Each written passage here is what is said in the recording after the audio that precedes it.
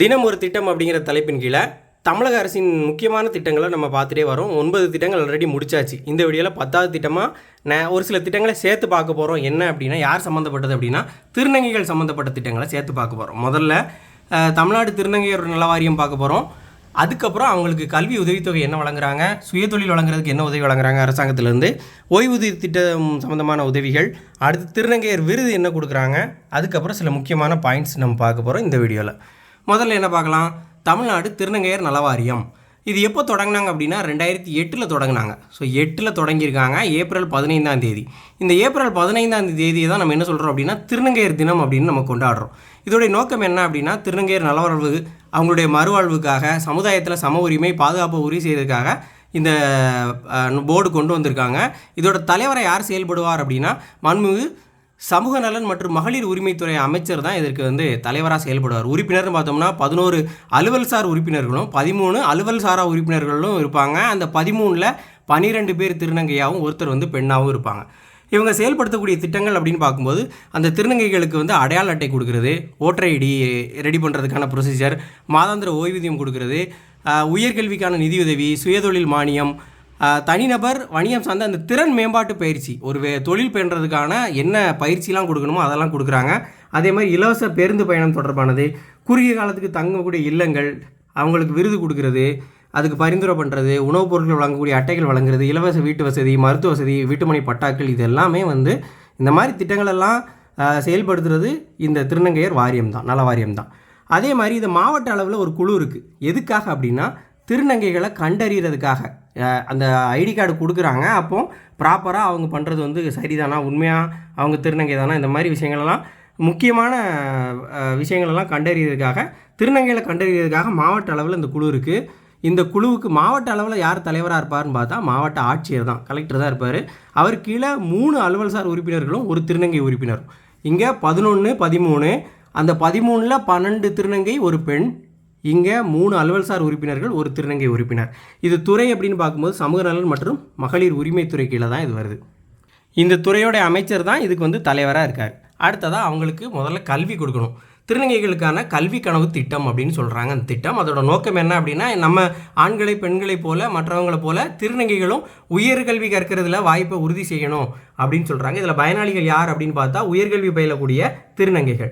என்ன உதவி வழங்குறாங்க அப்படின்னா, அவங்க உயர்கல்வி படிக்கிறாங்க அப்படின்னா அந்த கல்வி கட்டணம், அது போன்ற இதர கட்டணங்கள், விடுதி கட்டணம், இந்த மாதிரி கல்வி சம்மந்தப்பட்ட எல்லா கட்டணங்களையும் அரசை ஏற்றுக்கொள்ளும். இதுக்கு என்ன தகுதி அப்படின்னா, இதில் எல்லா ஸ்கீம்களுக்கும் திருநங்கையோடைய அடையாள அட்டை கண்டிப்பாக வேணும். அந்த அடையாள அட்டை நம்ம திருநங்கை நலவாரியம் இருக்குல்ல, அந்த போர்டில் கொடுக்கக்கூடிய அடையாள அட்டை தான் செல்லுபடியாகும். அதுக்கப்புறம் அவங்க ஸ்கூல் தமிழ்நாட்டிலே படிச்சிருக்கணும். படிச்சுட்டு அதுக்கப்புறம் மத்திய அரசு அல்லது தமிழக அரசால் யூனிவர்சிட்டி கிராண்ட் கமிஷன் அவங்களால் பல்கலைக்கழக மானியக் குழுவால் அங்கீகரிக்கப்பட்ட கல்வி நிறுவனங்களை தான் உயர்கல்வி பயிலணும். அப்படி பயின்றால் தான் இந்த உதவித்தொகை வழங்குவாங்க. அதில் என்னெல்லாம் அப்படின்னா, ஐடிஐ படிக்கிறதோ, டிப்ளமோ, பட்டப்படிப்பு, தொழிற்கல்வி, மருத்துவம், சட்டம், விவசாயம், வேளாண்மை, இதில் இளங்கலை, முதுகலை, ஒருங்கிணைந்த முதுகலை படிப்பு, முனைவர் பட்டம் வரைக்கும் எல்லா உயர்கல்விக்கும் கொடுக்குறாங்க.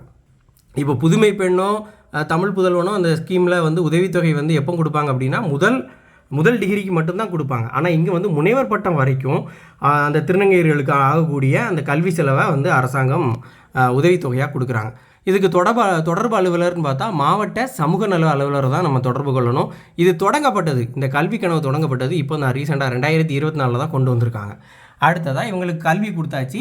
இப்போது சுயதொழில் பண்ணுறதுக்காக மானியம் வழங்கக்கூடிய திட்டம். ஏன் அப்படின்னா, அவங்களுக்கு சமுதாயத்தில் ஒதுக்கப்படுறாங்க, ஏளனம் செய்யப்படுறாங்க, துன்புறுத்தப்படுறாங்க, எந்த கல்வி வாய்ப்பே இல்லை, அதனால் அவங்களுக்கு வேலை வாய்ப்பு எடுக்கிறதுக்கும் வாய்ப்பு இல்லை.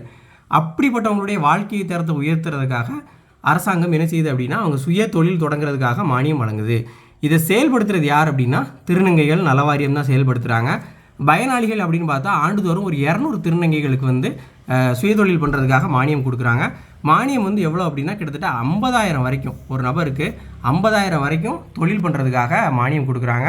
திரும்பவும் அந்த தகுதியில் முதல் விஷயம் என்ன, எப்போதுமே திருநங்கைகளுக்கு என்ன ஸ்கீமுக்குனாலும் அந்த நலவாரியத்தால் வழங்கக்கூடிய அடையாள அட்டை கண்டிப்பாக கொடுக்கணும்.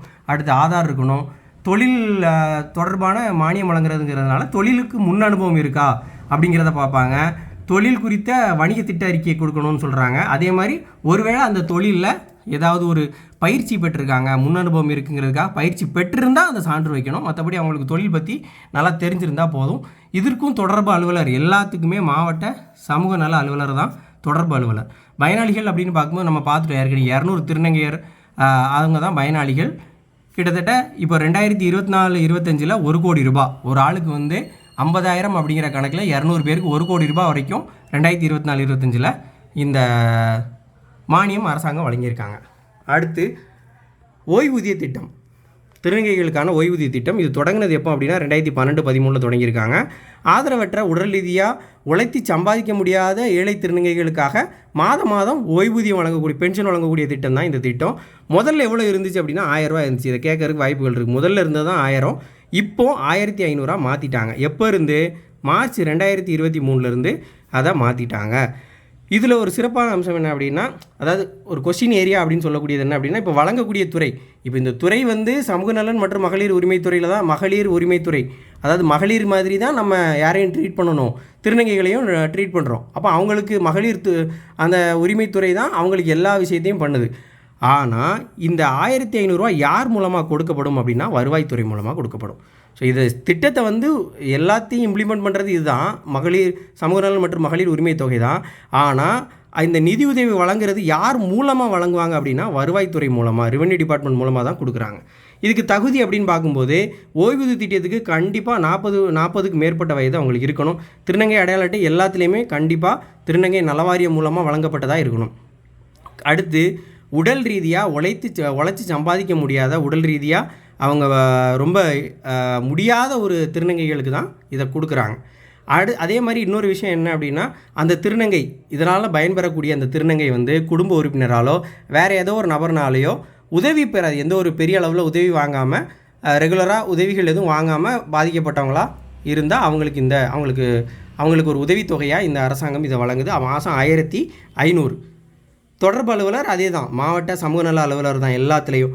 பயனாளிகள் அப்படின்னு பார்க்கும்போது கிட்டத்தட்ட 1599, 1600க்கு 1 கம்மி. 2024-25 நிதியாண்டில் இவ்வளோ பெரிய பயனாளிகள் வந்து இவ்வளோ பேருக்கு மாதம் 1500 அரசாங்கம் வந்து ஓய்வூதிய திட்டமாக திருநங்கைகளுக்கு வழங்குது. அடுத்ததாக திருநங்கையர் விருது, அவங்கள பெருமைப்படுத்த மாதிரி விருது கொண்டு வந்திருக்காங்க. தொடக்கம் எப்படின்னு பார்த்தோம்னா 2020 தான் கொண்டு வந்திருக்காங்க. 2020 தான் திருநங்கையருக்கு விருது கொண்டு வர ஆரம்பித்தாங்க. இந்த எதற்காக வழங்குறாங்க அப்படின்னா, யாருக்கு வழங்குவாங்க அப்படின்னு சொன்னால், திருநங்கையுடைய நலனுக்காக சிறந்த பணிகளை செய்து தன்னோட சொந்த முயற்சியால் வாழ்க்கையில் முன்னேறின திருநங்கைகளை ஊக்குவிக்க விதமாக வழங்கப்படுது. ஏதாவது ஒரு திருநங்கை வந்து சொந்த முயற்சியால் ஒரு சிறப்பாக செயல்பட்டு முன்னேறும்போது மற்ற திருநங்கைகளுக்கும் அது ஊக்குவிக்க விதமாக அமையும். ஸோ அப்படிப்பட்ட சிறப்பான திருநங்கைகளுக்கு மாநில அளவில் சிறந்த திருநங்கை ஒருவருக்கு வழங்கப்படுறதா சொல்லியிருந்தாங்க. அது வழங்கக்கூடிய நாள் எப்போ வழங்குவாங்கன்னா ஏப்ரல் 15 தான் நம்ம பார்த்தோம். எப்போ 2008 ஏப்ரல் 15 தான் திருநங்கையர் நலவாரியம் கொண்டு வந்தாங்க. அந்த ஏப்ரல் 15 தான் நம்ம இன்றைக்கி என்ன சொல்கிறோம், திருநங்கையர் தினம் அப்படின்னு சொல்கிறோம். அந்த தினத்தன்னைக்கு தான் திருநங்கையருக்கு அந்த விருது கொடுப்பாங்க. விருது என்ன அப்படின்னு பார்த்தோம்னா 1 லட்சத்துக்கான காசோலை கொடுப்பாங்க, சான்றிதழ். அப்போ 1 லட்ச ரூபாயும் சர்டிஃபிகேட்டும் கொடுக்குறாங்க. அந்த 1 லட்ச ரூபாயை காசோலையாக கொடுப்பாங்க. அடுத்து 2025 விருது வாங்கினாங்க. இப்போ கரண்ட் அஃபேர்ஸ் கேட்டாங்கன்னா திருநங்கை யாரெல்லாம் வாங்கியிருக்காங்க அப்படின்னா ஒருத்தருக்கு அப்படின்னு சொல்லியிருந்தோம். இந்த வருஷம் என்ன பண்ணியிருக்காங்க, 2025 2 பேருக்கு கொடுத்துருக்காங்க. ஒருத்தவங்க வந்து நாமக்கலை சார்ந்த திருநங்கை ரேவதி, அடுத்து தூத்துக்குடியை சார்ந்த திருநங்கை பொன்னி. அப்போது ரேவதி பொன்னி ரேவதி அப்படிங்கிறவங்க 2 பேருக்கு இந்த வருஷம் விருது கொடுத்துருக்காங்க. அடுத்ததாக இந்த அடையாள அட்டை திருநங்கையர் அடையாள அட்டைங்கிறத இப்போ வந்து முதல்ல தமிழ்நாடு திருநங்கையர் நல வாரியம் வழங்கிட்டு இருந்தாங்க. இப்போ அதை இணைய வழியிலையும் கொண்டு வந்துட்டாங்க. அதை எளிமைப்படுத்தணுங்கிறதுக்காக இணைய வழியில் எப்படி கொண்டு வந்திருக்காங்க அப்படின்னா, மொபைலில் ஆப்பில் கொண்டு வந்திருக்காங்க. திருநங்கைகள் அப்படின்னு ஒரு ஆப் இருக்குது. அந்த ஆப் மூலமாகவே அவங்க வந்து எந்த திருநங்கைக்கு வந்து அடையாள அட்டை வேணுமோ அவங்க வந்து ஆன்லைன்லேயே விண்ணப்பிக்கலாம். எப்போ இருந்து ஆரம்பித்தாங்க அப்படின்னா February 2021 ஆன்லைனில் இதை வந்து கேட்கலாம், திருநங்கையர் அடையாள அட்டை வழங்கக்கூடிய கைபேசி செயலியின் பெயர் என்னன்னு கேட்கலாம். அதே தான் திருநங்கைகள் அந்த செயலி பேர். பயனாளிகள்னு பார்க்கும்போது கிட்டத்தட்ட 10,000 பேர், 10,000க்கு ஒரு 7 பேர் கம்மி, 9,993 பேர். இது எப்போ இந்த கடந்த நிதியாண்டு முடிகிற வரைக்கும் மார்ச் 31, 2025 வரைக்கும் இவ்வளவு பேர் வந்து பயனடைஞ்சிருக்காங்க. கிட்டத்தட்ட 10,000 பேர்.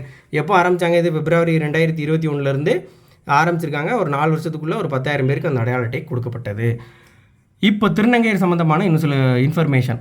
இந்த திருநங்கையர் உரிமைகள் பாதுகாப்பு சட்டம் அப்படின்னு கொண்டு வரப்பட்டது. இது ரொம்ப முக்கியமான சட்டம். திருநங்கைகளுக்காக கொண்டு வரப்பட்ட முக்கியமான சட்டம் 2019. இதை கொண்டு வந்தது யார் அப்படின்னா சென்ட்ரல் கவர்மெண்ட். இதே மாதிரி திருநங்கைகள் உரிமைகள் பாதுகாப்பு விதின்னு கொண்டு வந்தது யார் அப்படின்னா தமிழ்நாடு அரசாங்கம் 2022 டிசம்பர் மாதத்தில் சில விதிகள் கொண்டு வராங்க. இப்படிலாம் பண்ணலான்னு. அது வந்து சட்டம், இது விதிகள் தான். அதே மாதிரி நாட்டிலே முதன்முறையாக அச்சு ஊடகங்களுடைய பயன்பாட்டுக்காக இந்த எல்ஜிபிடிக்யூ இந்த கம்யூனிட்டி அதாவது சொல்லுவாங்கள்ல எல்லாம் லெஸ்பியன் அந்த மாதிரி விஷயங்களுக்கான சொற்கூறுகளுக்கான சொற்கள் மற்றும் வெளிப்பாடுகள் குறித்த சொற்களஞ்சியம், இதில் இதுக்கான சொற்களஞ்சியத்தை ஆங்கிலம் மற்றும் தமிழ் மொழியில் தமிழக அரசு என்ன செஞ்சாங்க அப்படின்னா 2022 வருஷம் அரசிதழில் வெளியிட்டாங்க. அதனால் இது முக்கியத்துவம் வாய்ந்ததாக பார்க்கப்படுகிறது. வேறு என்ன சிறப்பாக பண்ணியிருக்காங்க அப்படின்னா திருநங்கையர்களுக்கான தையல் தொழிற் கூட்டுறவு சங்கம். இப்போ பெண்களுக்கு வந்து 98 99 இருக்குது. இவங்களுக்கும் சேர்த்து 1, இவங்களுக்கு தனியாக 1 ஒரு தையல் தொழில் கூட்டுறவு சங்கம். அந்த சங்கம் வந்து முழுக்க திருநங்கையர்களுக்கானது. கிட்டத்தட்ட 68 உறுப்பினர்கள் இருக்கிறாங்க. அதேமாதிரி விடியல் பயண திட்டம். இந்த விடியல் பயண திட்டம் அப்படிங்கிறது இலவசமாக பேருந்தில் பயணிக்கிறதுக்கான திட்டம். இந்த திட்டம் வந்து முதல்ல அறிமுகப்படுத்தும் போது பெண்களுக்கு மட்டும்தான் அறிமுகப்படுத்துகிறாங்க. அப்புறம் 3/6/2021 அது திருநங்கையருக்கும் சேர்த்து கொண்டு வந்துட்டாங்க. அதே மாதிரி நம்ம திட்டத்தில் 6வது திட்டமாக வந்து திருநங்கையர்களுக்கான அந்த சிறகுகள் திட்டம் பார்த்தோம். ஆனால் சிறகுகள் திட்டம் வந்து ஏன் இதோடு சேர்த்து பார்க்கல அப்படின்னா அது வந்து கோஆப்ரேட்டிவ் சொசைட்டி பண்ணக்கூடிய அந்த வங்கி மூலமாக கூட்டுறவுத்துறை வங்கி மூலமாக வழங்கக்கூடிய கடன் மானிய திட்டம். இந்த மானிய திட்டம் வந்து அரசாங்கம் வழங்கக்கூடியது. அதாவது இந்த சமூக நலத்துறை மூலமாக அரசாங்கம் வழங்கக்கூடிய திட்டம் தான் இந்த சுயதொழில் மானியம் வழங்கும் திட்டம். இது 50,000 வரைக்கும். ஆனால் அது வந்து சிறகுகள் திட்டம்ங்கிறது கோஆப்ரேட்டிவ் சொசைட்டியால் அந்த கூட்டுறவுத்துறை அந்த வங்கிகளில் வழங்கப்படக்கூடியது. ஸோ அந்த ரெண்டுக்கும் வித்தியாசம் தெரியணும். இதுதான் திருநங்கைகள் பற்றி முக்கியமான திட்டங்கள். இதோட 10 திட்டம் முடிஞ்சிட்டு அடுத்த திட்டத்தில் பார்க்கலாம். நன்றி.